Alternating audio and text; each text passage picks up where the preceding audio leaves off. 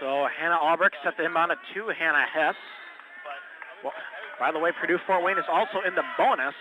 So any foul committed by the Linux at this point would send them to the free throw line. Here's Albrecht now, gets a screen from Rupp. Rupp now at the top of the key, gives it to Hess. In the corner to Loppencooper. Loppencooper, actually that's Young. Young tries a three, it's no good. Hess gets the offensive board though, now Young picks it up, and now it's tipped, and it's picked up by Granger, but she can't control it at the last second, and it goes out of bounds.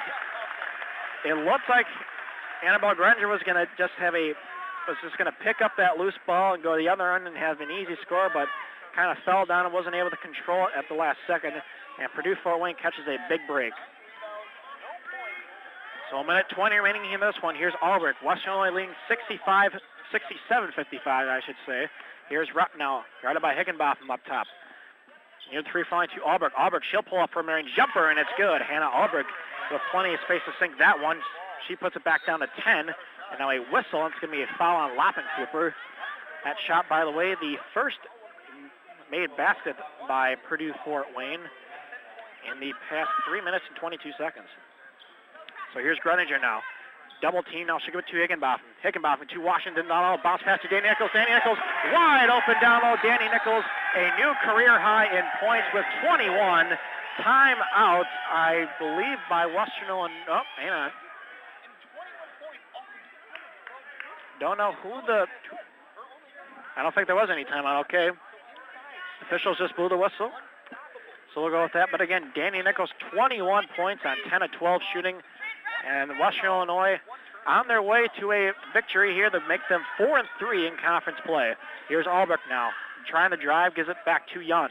Young now will give it over to Hess in the left wing. Yeah, and Hess a step back three. That one's no good. Washington grabs the board. She'll give it to Kaufman. Kaufman now guarded by Hess and double team. A whistle. Looks like they're going to get Loppencooper for a reaching foul. Oh, that's actually on Hannah Hess. My mistake. That's second foul on Hess. Higginbotham inbounds it from right in front of me. Gives it to Kaufman. Kaufman double teamed. Trying to get a pass half court. Another whistle. And it's going to be another reaching foul against the Mastodons. Fouls on Anna Loppencooper. Her second. Team's fourth. So the Mastodons have one more foul to give before Western's in the bonus. And they'll commit that foul against Kira Washington. 32.3 now remaining in this one. Western Illinois in the bonus, leading 69-57. And despite a great start by Purdue Fort Wayne, they were outscoring the Leathernecks 10-3 in the fourth quarter early on. But Western Illinois has retaliated, and they've outscored them 11-2 cents, or 11-3 cents. My mistake. Here's Washington from the foul line. She can't get that one to go. Rolled in and out on her. She'll try again on her second to give Western their 70th point. And Washington, she can't do that, but Kaufman comes up with the offensive rebound. That one should have just about do it, but Kaufman will draw a foul. I believe Hess committed the contact. Now Kaufman will go on to shoot two. Third foul on Hess. So here's Kaufman from the line. She is 1-1 tonight. She sinks that one.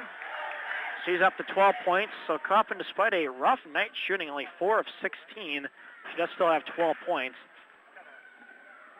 And 8 assists, and they go along with 7 steals as Kaufman sinks that one as well. So Western Illinois back up by 14. Hess now will try a quick three. That one is in and out. DeJour Young with the offensive board. She goes back up. It's no good.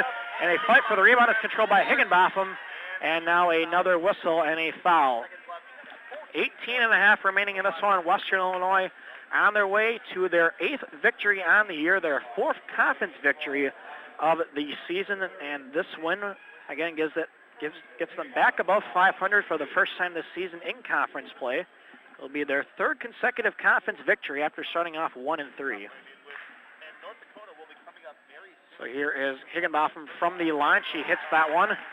Upcoming schedule, though, for the Leathernecks, not an easy one. Next week, they'll have one game on the 26th of January. They'll head to Coyotes territory to take on the University of South Dakota. And then they'll be back here at Western Hall February 1st to take on North Dakota, and February 3rd to take on North Dakota State. So Higginbotham hit both free throws. Hess, quick two-pointer. Mid-range is good. That was actually Albrecht on the mid-range shot. But Kaufman will receive the inbound. She'll just dribble this one out. And the Western Illinois Leathernecks despite a rough start to the fourth quarter, they come out victorious. Final score here from Western Hall. Western Illinois 73, Purdue Fort Wayne Mastodons 59, as the Mastodons will fall to 4-14 on the year and will remain winless in the Summit League, now 0-6. And Mitch, Western Illinois, you got to be impressed with how they finished this one out. Yeah, I'm definitely impressed with Danny Nichols. 21 points, shooting 10 of 12 tonight. She had 5 boards, 3 steals, and 2 blocks. She did a really good job as leading scorer. Yeah, Danny Nichols, a new career high in points, 21 on 10 of 12 shooting.